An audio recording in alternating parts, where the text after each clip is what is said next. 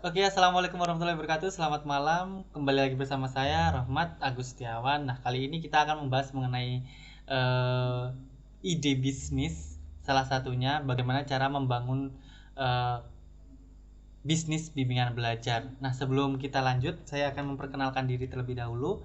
Nama saya adalah Rahmat Agustiawan, biasa dipanggil Rahmat. Saat ini saya adalah berstatus sebagai mahasiswa semester 7 di Universitas Pendidikan Ganesha, Fakultas MIPA jurusan Kimia dengan NIM 18130311026.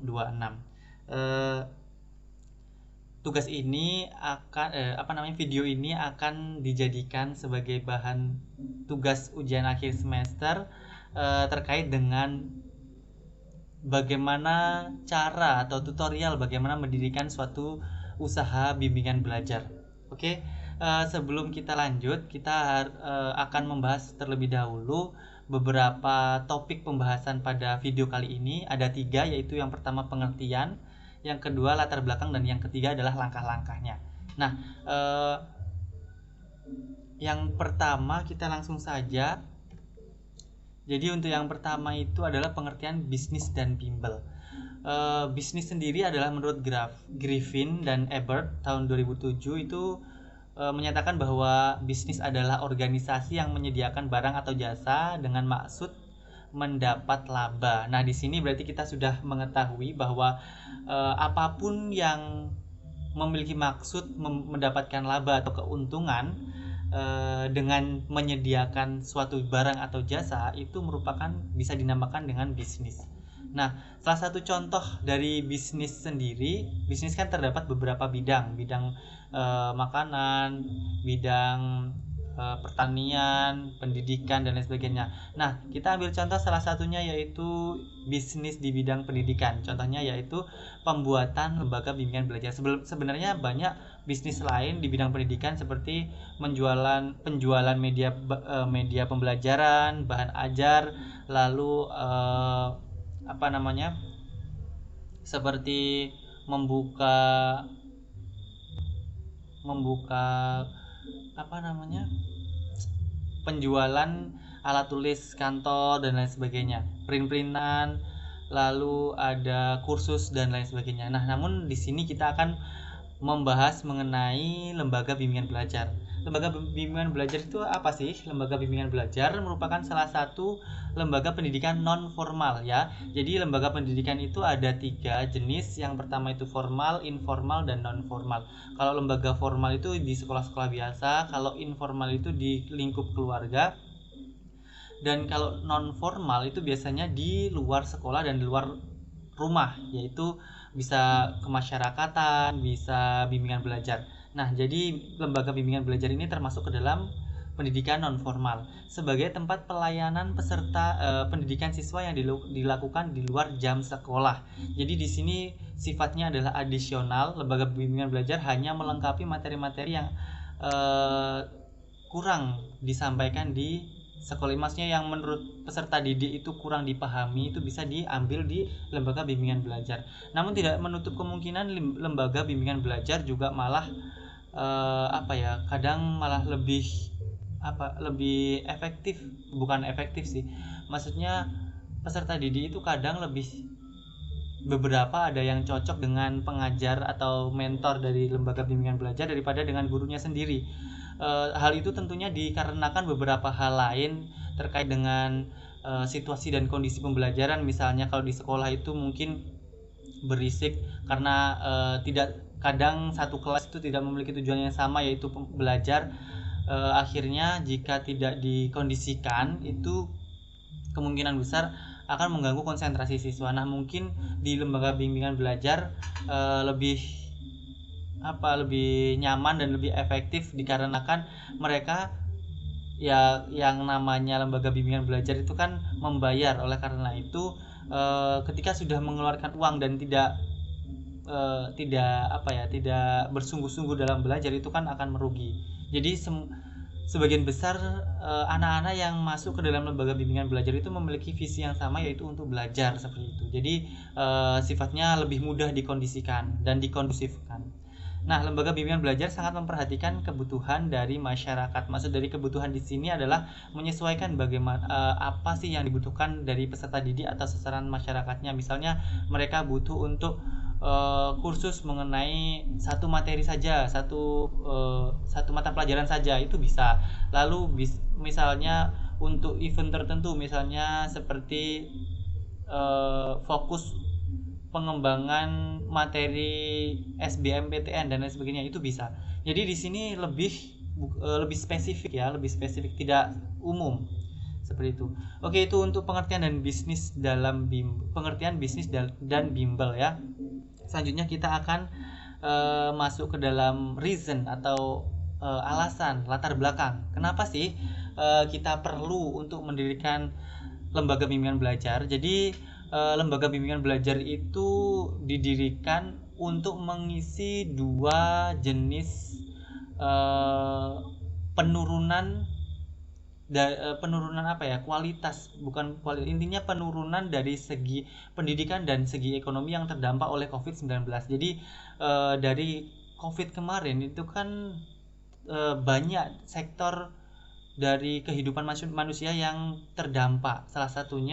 Salah duanya adalah pendidikan dan ekonomi. Kalau ekonomi kan sudah jelas karena kemungkinan besar dikarenakan PSBB kemarin atau pembatasan gerak. Jadi waralaba, lalu perniagaan yang sudah dibuka sudah lama kayak gitu, itu sudah mengalami tutup ya. Jadi akhirnya ekonominya itu menurun seperti itu. Nah, untuk sektor pendidikan sendiri, karena adanya pembatasan ruang gerak ini, oleh karena itu dari segi pendidikan itu mengubah beberapa kali sistem pembelajaran ya, sistem pembelajaran online yang pertama dulu, lalu ada pembelajaran campuran, lalu sekarang mungkin ke depan ini akan offline atau online juga masih belum tahu kan, karena kita juga menentukan kondisi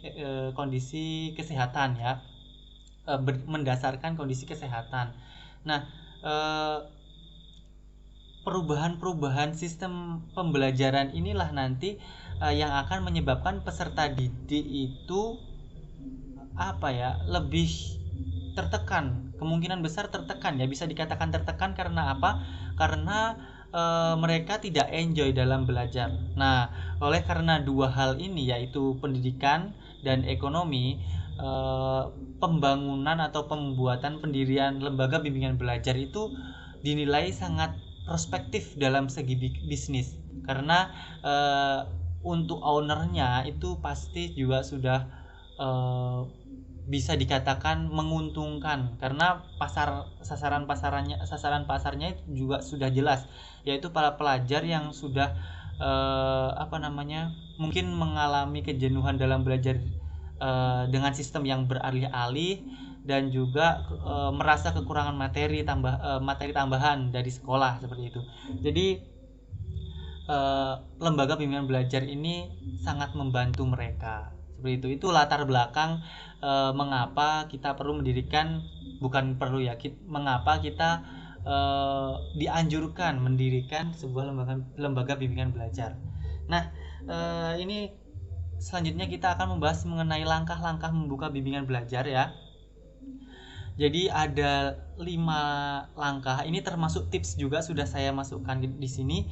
Yang pertama itu awali dengan skala kecil ya. Jadi kalau membuka lembaga bimbingan belajar itu tipsnya adalah diawali dengan skala kecil. Mungkin jangan terlalu jauh pikirannya seperti saya harus membuat lembaga bimbingan belajar yang berakta notaris dan lain sebagainya. Jangan terlalu jauh seperti itu dulu. Mulai dari skala kecil itu maksudnya mulai dari rumahan. Mungkin bisa dipromosikan di tetangga-tetangga. Misalnya kalau Rohmat sendiri kan jurusan kimia, mungkin Rohmat bisa mempromosikan diri kepada tetangga untuk anak-anak SMA yang kesulitan dalam mengerjakan soal-soal kimia, konsep-konsep kimia. Itu nanti bisa silahkan datang ke rumah, mungkin Jadi di situ bisa diperankan rumah itu sebagai gedung yang kita miliki seperti itu. Dan nanti pengelolaannya bisa kita sendiri seperti itu. Nah, itu untuk langkah yang pertama atau tips yang pertama. Nah, selanjutnya bekerja samalah dengan teman. Nah, di sini ketika kita sudah mempromosikan diri dan dirasa oh ternyata mereka juga punya keluhan di bidang lain seperti itu. Mungkin saya bisa mengajak teman saya yang dari jurusan bahasa, jurusan biologi, dan jurusan lain itu kita bergabung kayak gitu, bekerja sama. Jadi nanti perhitungannya disepakati bersama gimana enaknya. Intinya kalau bekerja sendiri itu eh, kemampuan atau energi kita itu terbatas ya. Jadi tidak mungkin kita menghandle semuanya sendiri, apalagi kalau kita sudah memiliki satu penjurusan dalam materi kayak gitu. Jadi tidak bisa bervariasi. Kan kalau misalkan bervariasi itu kan akan lebih menarik calon pelanggan. Oke, selanjutnya strategi pemasaran yang tepat. Nah, ini yang paling penting untuk pemasaran yang tepat itu agar apa? Agar eh, bisa berkembang usahanya. Maksud dari berkembang ini tidak berjalan stagnan seperti itu. Jadi bisa ada perkembangan, penambahan peserta didik, lalu ada penambahan karyawan atau sumber daya manusianya. Nah, di sini nanti akan sedikit demi sedikit belajar bagaimana cara mengorganisasikan suatu perusahaan dan lain sebagainya.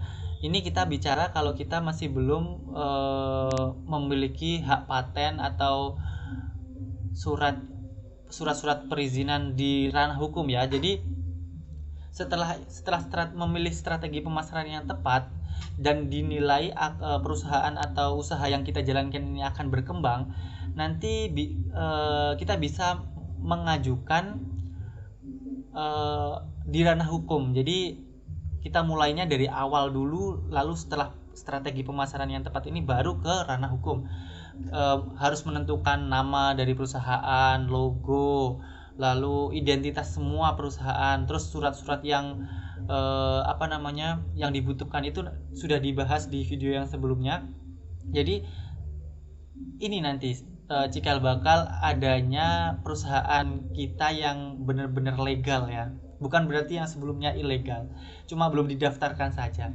Oke, selanjutnya jika sudah berjalan lama dan memiliki surat-surat penting, lalu materi-materi pembelajaran dan strategi pemasaran yang sudah dituliskan, itu nanti kita juga perlu adanya administrasi yang rapi ya.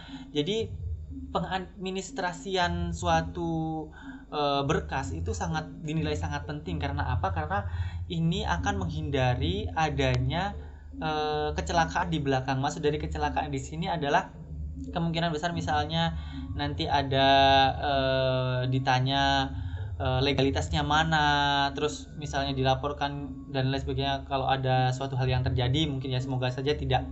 Itu nanti kita bisa menunjukkan bukti-bukti berkas-berkas yang sudah kita simpan dengan rapi. Kalau kita tidak menyimpannya dengan rapi, kemungkinan besar kita akan sulit menemukannya.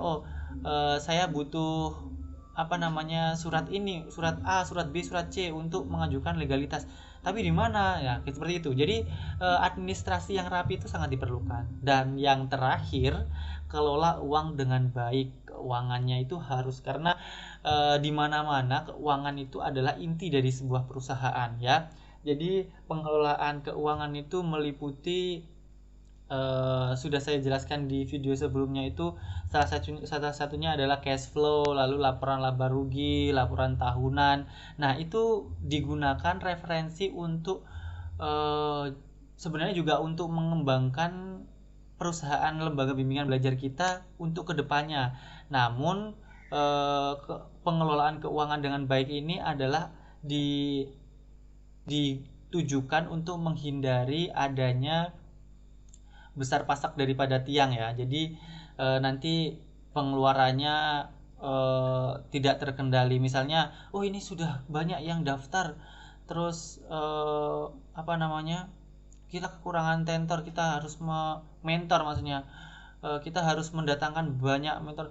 Tidak seperti itu ya. Jadi ada perhitungannya. Kira-kira keuangan kita sudah memenuhi apa belum kalau kita akan merekrut mentor yang baru seperti itu. Jadi harus dikelola dengan baik. Nah, langkah-langkah inilah nanti yang pada akhirnya